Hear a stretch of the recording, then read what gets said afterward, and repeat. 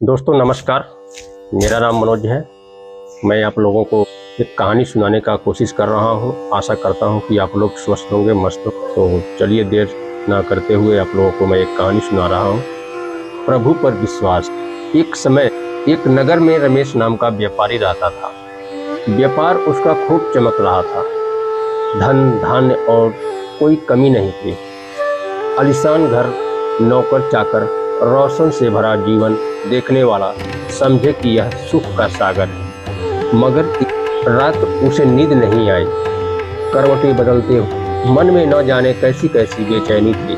सुबह पत्नी सुमन ने पूछा, क्या बात है जी, कल से बड़े परेशान लग रहे हैं। रमेश ने पहले तो बात टाल दी, पर सुमन के बार बार पूछने पर बोला, मत पूछ, सुनोगी तुम भी चिंता में पड़ जाओगी। सुमन मुस्कुराई और बात भीतर परेशान कर रही है, उसे कहो तभी तो बात का हल होगा। क्या बात है? थोड़ी देर चुप रहकर रमेश बोला, कल यूं ही सोच रहा था, मेरा व्यापार अचानक बंद हो जाए तो फिर मैं हिसाब लगाए। आज से 9 पीढ़ी तक हमारा घर भर पेट खाना खा रहा था, कोई कमी नहीं होगी। लेकिन उसके बाद तो सब खत्म। रमेश का स्वर कपा गया। मुझे डर लग रहा है कि हमारे बच्चों की आगे की जिंदगी का क्या होगा। सुमन ने शांत भाव से कहा, ठीक है, कल किसी संत के पास चलते हैं, उससे पूछेंगे, शायद समाधान मिल जाए। अगली सुबह दोनों संत के आश्रम पहुंचे। सुमन कुछ अन्न, फल, वस्त्र आदि लेकर आई। रमेश बोला, ये सब क्यों लाई हो? कल मैंने गणना में तो इसे जोड़ा भी नहीं था।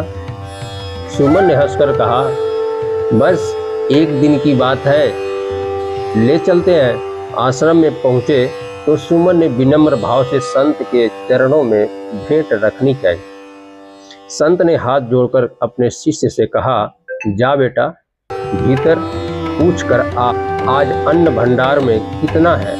शिष्य लौटा बोल, गुरुदेव, आज रात तक का अन्न है, पर कल सुबह के लिए कुछ नहीं रहेगा। संत मुस्कुराए, और फिर यह भेंट नहीं रखी जाएगी। कल की चिंता ठाकुर जी करेंगे, आज के लिए तो सब है ही। सुमन ने अनुनय किया। फिर भी संत ने उसे शब्दों में कहा, कल का भरोसा प्रभु पर रखो। वापसी में गाड़ी में बैठे रमेश गहरी सोच में डूबा था।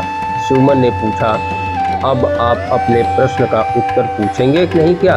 रमेश शांत मुस्कान के साथ बोला, अब पूछने की जरूरत नहीं।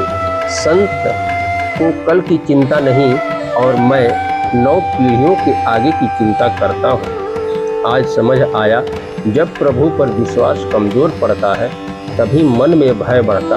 उस दिन के बाद रमेश ने चिंता नहीं, उसने गणना करना छोड़ विश्वास करना शुरू की। जो कल का मालिक है वह भी भूखा नहीं सोने देगा।